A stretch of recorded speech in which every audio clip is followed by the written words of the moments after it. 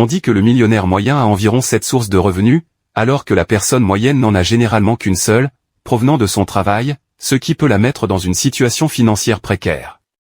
Si vous regardez le millionnaire moyen, il est vrai qu'il a plus d'une source de revenus générant des liquidités. Tous les types de revenus ne sont pas les mêmes. Certains sont actifs, d'autres passifs, d'autres sont un mélange des deux. Certains sont fortement imposés, et d'autres peuvent être utilisés comme levier pour ne pas avoir d'impôt du tout. Aujourd'hui, nous allons passer en revue les 7 différents types de revenus que le millionnaire moyen possède dans son portefeuille. Si vous aimez les vidéos sur l'investissement, les affaires, l'argent et la psychologie, je vous invite à soutenir cette chaîne en vous abonnant, en me laissant un like, et en activant la cloche des notifications pour ne manquer aucune vidéo. Commençons par la première source de revenus la plus courante, le revenu gagné. Il s'agit du travailleur moyen jusqu'au PDG. De nombreux PDG sont des employés dans des entreprises. D'autres professionnels tels que les médecins, ou les infirmières sont également inclus dans cette catégorie. Les revenus gagnés sont ceux que l'on obtient lorsqu'on échange du temps contre de l'argent. C'est ce que l'on appelle les revenus actifs, cela peut également inclure les freelances. Les revenus gagnés sont généralement le point de départ de nombreux millionnaires autodidactes. C'est par là que commence la personne moyenne, et c'est un bon moyen de démarrer, surtout si votre emploi vous permet de subvenir à vos besoins et à ceux de votre famille.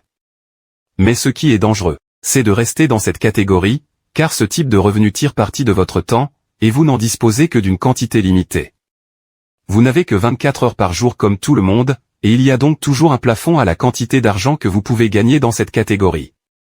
Il s'agit également de l'une des formes de revenus les plus lourdement imposées. Les impôts dans cette catégorie peuvent atteindre 40% de vos revenus, ce qui signifie que certaines personnes dans cette catégorie paient près de la moitié de leurs revenus en impôts. C'est très bien comme point de départ, mais nous devons savoir quels sont les autres types de revenus existants. La deuxième source de revenus est le revenu de bénéfice. Il s'agit d'un revenu généré en vendant des produits ou des services à un prix supérieur à ce qu'il en coûte pour les fabriquer ou les acheter.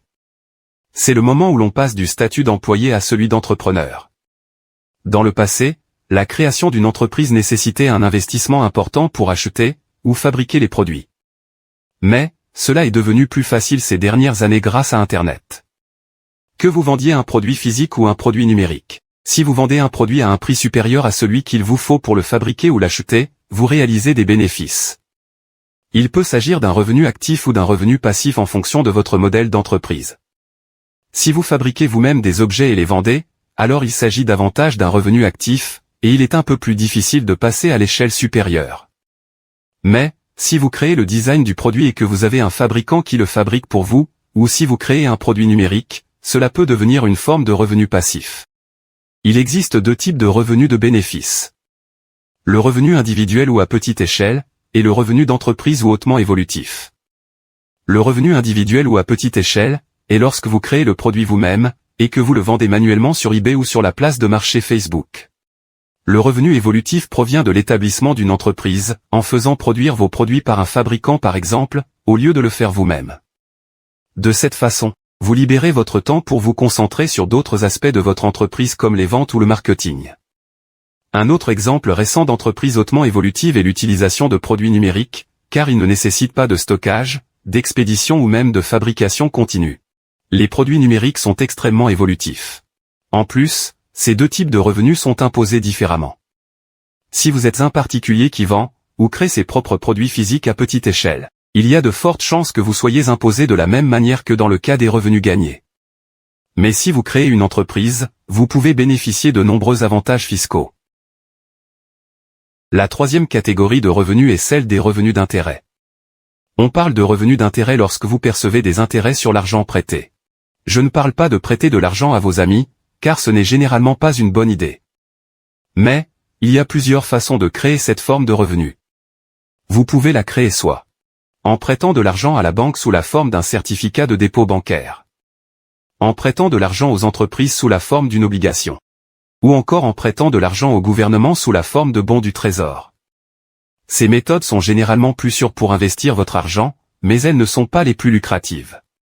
La plupart d'entre elles ont un taux de rendement de 1 à 4% par an.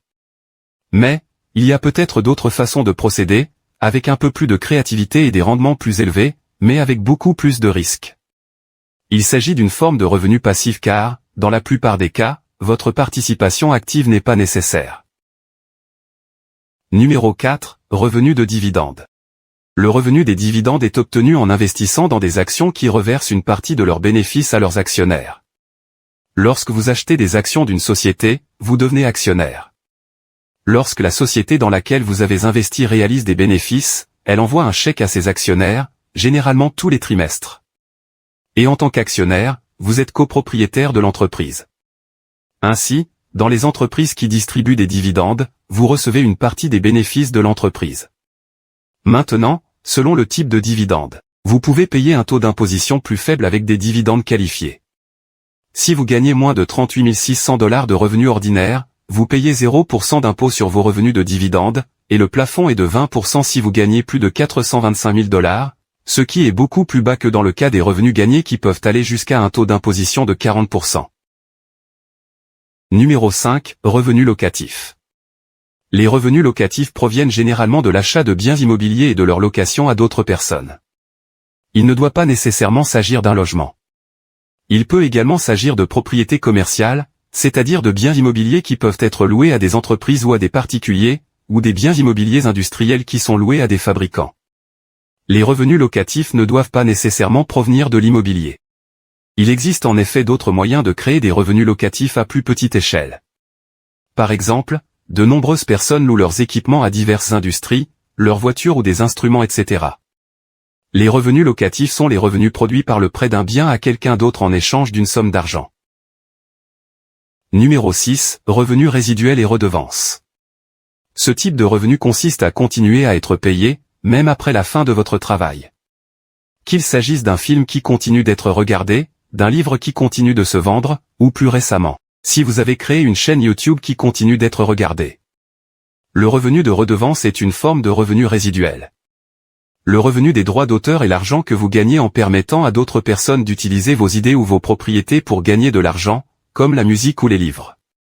Les artistes musicaux, par exemple, autorisent les services de diffusion en continu et les labels d'enregistrement à produire, et à vendre leurs œuvres au public. Par conséquent, toucher des redevances chaque fois qu'une chanson est jouée ou vendue, ou que quelqu'un achète un disque est une chose similaire lorsqu'une maison d'édition imprime et distribue un livre. Tant que les gens continuent à acheter le livre, l'auteur continue à gagner de l'argent. Or, il peut y avoir plusieurs redevances perçues sur une même propriété. L'auteur J.K. Rowling en est un bon exemple. Elle ne touche pas seulement des droits d'auteur sur la vente de ses livres, mais aussi sur l'adaptation de ses livres dans des films, et sur des produits dérivés basés sur ses personnages. Même si plus de 20 ans se sont écoulés depuis la sortie du premier livre de Harry Potter, J.K. Rowling, l'auteur, perçoit toujours des royalties. Lorsque les gens achètent des produits dérivés, louent, visionnent les films, ou achètent les livres, elle perçoit des redevances parce que ces produits sont basés sur sa propriété originale. Numéro 7, gains en capital ou sur la plus-value. Les gains en capital se produisent lorsqu'un actif qui a pris de la valeur est vendu. Les plus courants sont l'immobilier et les actions, mais il existe de nombreux autres actifs. Par exemple, si vous avez acheté un bien immobilier pour 180 000 $, et que vous l'avez vendu pour 250 000 $, vous avez réalisé 70 000 $ de plus-value. Il en va de même si vous achetez 100 actions d'une société à 20 $ l'action, et que vous les vendez à 120 $, vous avez réalisé 10 000 $ de plus-value. Ce n'est pas la même chose que le revenu de profit, parce que vous n'achetez pas ou fabriquez un produit, et le vendre pour en tirer un profit. Ici, vous avez des actifs dont la valeur marchande a augmenté. Vous n'avez pas beaucoup de contrôle sur l'augmentation de la valeur, mais l'avantage des plus-values est que, les impôts payés sur ce type de revenus sont beaucoup moins élevés que pour la plupart des autres formes de revenus. L'impôt sur les plus-values se situe entre 15 et 20% en fonction du montant gagné, et peut aller jusqu'à 0%, comme c'est souvent le cas dans l'immobilier. Dans de nombreux cas, si vous utilisez les plus-values réalisées sur un bien immobilier et que vous les réinvestissez sur le marché, vous pourrez peut-être ne payer aucun impôt. Ainsi, vous pouvez augmenter votre patrimoine net en franchise d'impôt. Lorsque nous construisons nos revenus, la plupart d'entre nous ne connaissent qu'une ou deux façons de créer des revenus, mais le fait de connaître les différents types de revenus, et la façon dont ils sont créés nous donne une meilleure chance d'ajouter différentes sources de revenus dans notre vie. Question. Quelle est la source de revenus qui vous semble la plus intéressante, et quelle est celle que vous ajouterez à votre budget? Prochainement, n'oubliez pas de laisser vos réponses dans les commentaires ci-dessous, car j'aime toujours voir ce que vous avez à dire. Si cette vidéo vous a plu, n'hésitez pas à vous abonner, à laisser un like, et à activer la cloche des notifications pour ne rien rater. Comme toujours, merci d'avoir regardé, et je vous verrai dans la prochaine vidéo.